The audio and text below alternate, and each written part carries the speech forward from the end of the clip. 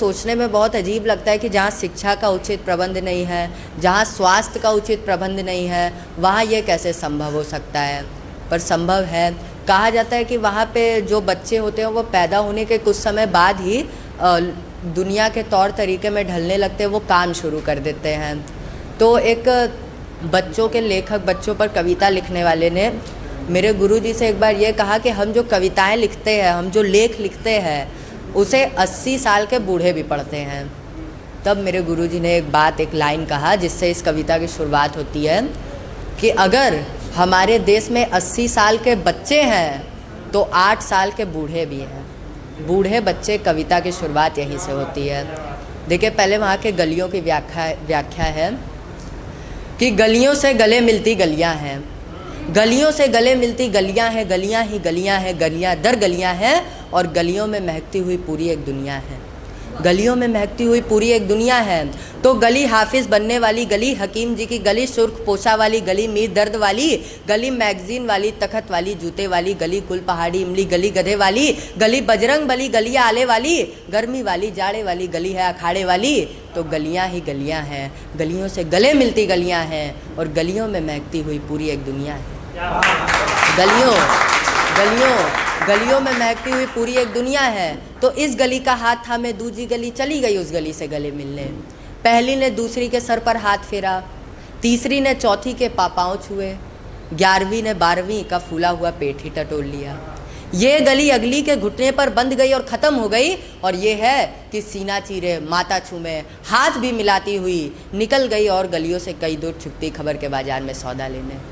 तो गलियों के सिर, माथे, गर्दन, हाथ, पैर, पेट पहुँचे में कूचे हैं, छत्ते हैं, खिड़की हैं, हवेली है, आलान वालान मारान सहेली हैं। तो कटरा मशरूआना, कटरा बुलबुल खाना, छत्ता चुईया, मैन का तैराहा, बेरम खाका, हवेली है दरकुली पत्थर वाला, कमरा बंदर, शाहगंज, खिड़की तपस्सुल की, फाटक भिट्टे सुल्तान, शेर अफगन बारादरी, चूड़ी वालान भी है, बल्ली मारान भी है, सुई वालान है, तो टोकरी वालान भी है, गली कुल कढ़ैया है, गली शाहतारा है, गर्ज ये की गलियां हैं, गलियां ही गलियां हैं, और गलियों में महकती हुई पूरी एक दुनिया है।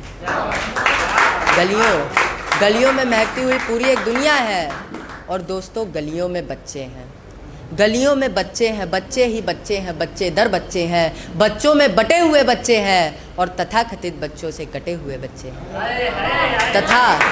तथाकथित बच्चों से कटे हुए बच्चे, बच्चे क्यों कहें इनको? बच्चे जवान हैं, बच्चे बूढ़े हैं। जिंदगी की इत्र सेंट खुशबू नहीं है ये, जिंदगी के घूरे हैं, जिंदगी के कूड़े हैं। बच्चे जवान हैं, बच्चे बूढ़े हैं। क्या करते हैं बच्चे?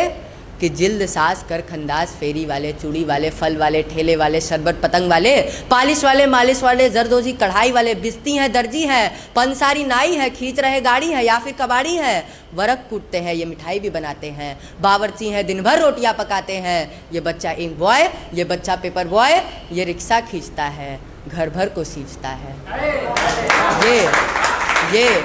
ये रिक्शा खींचता है, घर भर को सींचता है। और वह जो मोटे मोटे ग्रंथों पर, संतों की वाणी पर, किस्सा कहानी पर, इतिहास, भूगोल, गीता, कुरान पर, अंक गणित, बीज गणित, ज्ञान विज्ञान पर गोंद ले गत्तों से जिल्ले चढ़ाता है। दिन भर की मेहनत के बाद क्या पाता है? सुबह से शाम तक कागज़ मोड़े, यही इसकी ज़िंदगी का आखिरी मोड़ है, यही इसके अतीत का घटाना है, और यही इसके भविष्य का जोड़ है। और वह जो लिथोप्रेस पर उनके भाषणों की खबर वाला लाल नीले रंगों में पोस्टर निकालता है, और वह खुद लाल नीली स्याही से पुता पोस्टर बना खड़ा है। क्या आपने कभी इस पोस्टर को पढ़ा है? क्या आपने कभी इस पोस्टर को पढ़ा है? वह जो काटता है, वह जो सिलता है, वह जो कूटता है, वह जो पीसता है, वह जो चढ़ता है, वह जो मरता है, वह जो ढोता है, वह जो इन सब के बावजूद रोता नहीं है लेकिन काम करता है, पूरी नींद सोता नहीं है लेकिन वो कोमल फूल सा नहीं है माफ़ करना, वो रंगीन सपना भी नहीं है माफ़ करना, उसे अपने आप पर भरोसा है, उसका कोई अपना नहीं है माफ़ करना। खेल के मैदान नहीं है, कारखाने और कोठियाँ हैं सिर्फ, खेल खिलौने नहीं है, मेहनत की रोटियाँ हैं सिर्फ। वो जानता है कि क्या चीज़ उसके लिए सबसे ज़्यादा ज़रूरी है। कि याद कीजिए, वो 1 दिन की कमाई से बाप के लिए दवाई लाता है, 2 दिन की कमाई से बहन के लिए दुपट्टा लाता है, और याद कीजिए वो प्रेमचंद जी की कहानी कि वो 3 पैसे में दादी के हाथों को जलता देख चिमटा खरीद के लाता है। चिमटा खरीद के लाता है, खिलौनों के लिए नहीं ललचाता है। तो नैतिक शिक्षकों, देश के रक्षकों, इस फसल को नष्ट होने से पहले बचाओ और समय से पहले हो गए इन बूढ़ों को बच्चा बनाओ। समय से पहले हो गए इन बूढ़ों को बच्चा बनाओ। समय से पहले हो गए इन बूढ़ों को बच्चा बनाओ। अब मैं आपको धन्यवाद। अब मैं आपको एक और कविता सुनाता हूँ। ये भी उन्होंने ही लिखी है, अशोक चक्रधर जी ने। लेकिन इस कविता की एक खास बात है कि ये कविता बेरोजगारी पर लिखी गई। और लोग आज कहते हैं कि कविता का क्या अस्तित्व है, सिर्फ ये चार दीवारी में फैला होता है, लेकिन ऐसा नहीं है। ये कविता लिखे जाने के बाद इंदिरा गांधी जी को 1 लाख पत्र गए थे, 1 लाख पत्र कि हमारे देश में बेरोजगारी है। तो वो कविता सुनिए, उन्होंने लिखा है कि बगल में पोटली दबाई एक सिपाही थाने में घुसा और सहसा थाने में थानेदार को देखकर सैल्यूट मारा। थानेदार ने पोटली की तरफ निहारा तो सैल्यूट के झटके में पोटली घिस गई और उसमें से एक गाढ़ी कतरी सी बूंद रिस गई। थानेदार ने पूछा, अब इस पोटली में से क्या टपका रहा है? क्या कहीं से शरबत की बोतलें मार के ला रहा है? सिपाही बोला, हुजूर इसमें शरबत नहीं है। शरबत नहीं है? हद है, शरबत नहीं है तो क्या शहद है? सिपाही बोला, हुजूर इसमें शहद भी नहीं है। शहद भी नहीं है तो खून है क्या? अबे जल्दी बता, क्या किसी मुर्गे की मुंडी मरोड़ दी या किसी नेवले की टांग तोड़ दी? अगर ऐसा है तो अच्छा है, पकाएंगे, हम भी खाएंगे, तुझे भी खिलाएंगे। पर सिपाही बोला, हुजूर ना पका सकता हूँ ना खा सकता हूँ, मैं तो बस आपको दिखा सकता हूँ। इतना कहते ही सिपाही ने पोटली मेज पर खोली तो उसे देखकर थानेदार की भी आत्मा डोली, क्योंकि उसमें से निकले एक नौजवान के 2 कटे हुए हाथ। थानेदार ने पूछा, बता क्या है बात, ये कैसा कलेश है? सिपाही बोला, हुजूर रेलवे लाइन एक्सीडेंट का केस है। एक्सीडेंट का केस है तो यहाँ क्यों लाया है? 20% बॉडी ले आया, बाकी की 80% कहाँ छोड़ आया है? तो सिपाही बोला, हुजूर ये बंदा इसीलिए तो शर्मिंदा है क्योंकि 80% बॉडी तो जिंदा है। अरे पूरी लाश होती तो यहाँ क्यों लाता, वहीं उसका पंचनामा ना बनाता। पर हुजूर गजब बहुत बड़ा हो गया, ये बंदा तो हाथ कटवा के ही खड़ा हो गया। रेल गुजर गई तो मैं दौड़ा, वो तो तना था जैसे माने हथौड़ा।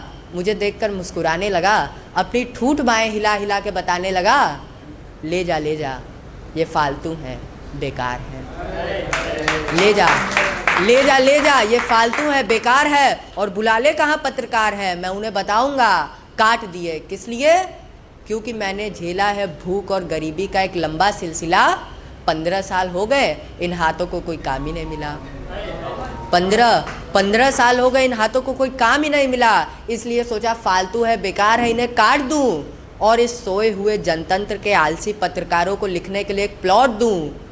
अरे इस हाथों में 15 साल की रोजी रोटी की तलाश है। आदमी जिंदा है और ये उसके तलाश की लाश है। आदमी जिंदा है और ये उसके तलाश की लाश है। अरे उठा ले जा, मैं तो कटवा के भी जिंदा हूँ, तू क्या मर गया? हुजूर इतना सुनते ही मैं तो डर गया। जिन्न है या भूत, मैंने किसी तरह अपने आप को साधा, पोटली को हाथों में बांधा, झटके से लाया और यहाँ चला आया। अब बताइए इनकी रिपोर्ट कैसे बनाऊँ, इन्हें जलाऊँ या दफनाऊँ? सिपाही थानेदार बोला, यार ये तो बहुत सीरियस केस है, पर जलाने और दफनाने में काहे की बहस है? अरे नादान, आदमी जिंदा है तो जा पूछ के या हिंदू है या मुसलमान। हिंदू है तो उसकी चिता बना और मुसलमान है तो दफना।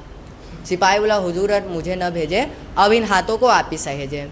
थानेदार भी घबरा गया, कटे हाथ देख के चकरा गया। वो बोला, इसे मेडिकल कॉलेज दे आ, वहाँ के लड़के इसको देख के नहीं डरेंगे, इसकी चीर फाड़ करके स्टडी करेंगे। अब पता नहीं उसके बाद क्या हुआ, पर घटना ने मन को छुआ। अरे उस नौजवान ने अपने 2 हाथों को खो दिया। और सच बताऊं तो टाइम्स ऑफ इंडिया में एक दक्षिण युवा के बारे में ये खबर सुन के मैं रो दिया कि ये खबर सुनकर हमारे देश के बड़े बड़े लोग शर्म से क्यों नहीं गड़ गए। अरे आज आपकी ही कृपा से एक अकेले पेट के लिए 2 हाथ भी कम पड़ गए। अरे आज आपकी ही कृपा से एक अकेले पेट के लिए 2 हाथ भी कम पड़ गए। वो उपता रहा आपके झूठे वादे और झूठी बातों से, वरना वो क्या नहीं कर सकता था अपने इन 2 हाथों से। अरे वो इन हाथों से कोई सड़क बना सकता था, इन हाथों से क्रेन द्वारा सामान चढ़ा सकता था, और तो और वो इस हाथ से ब्लैक बोर्ड पर ह से हाथ लिखकर बच्चों को भी पढ़ा सकता था। मैं सोचता हूँ कि उसने इन्हीं हाथों से तिमाही, छमाही, सालाना की परीक्षाएं दी होंगी। इन्हीं हाथों से उसने प्रथम श्रेणी में पास होने की खबर लाया होगा। इन्हीं हाथों में उसने डिग्रियां सहेजी होंगी। इन्हीं हाथों से उसने अर्जियां भेजी होंगी। और अगर काम पा जाता तो ये निपुता इन्हीं हाथों से अपने माँ के पाँव भी छूता। खुशी के मौके पर इन्हीं हाथों से डपली बजाता, रोते हुए बच्चे की गाल सहलाता और किसी खास रात को दुल्हन का मुखड़ा उठाता। पर तूने तो काट दिए मेरे दोस्त, और तू कायर नहीं है। कायर होता तो समूचा कट जाता और इस देश के रास्ते से हमेशा हमेशा को हट जाता।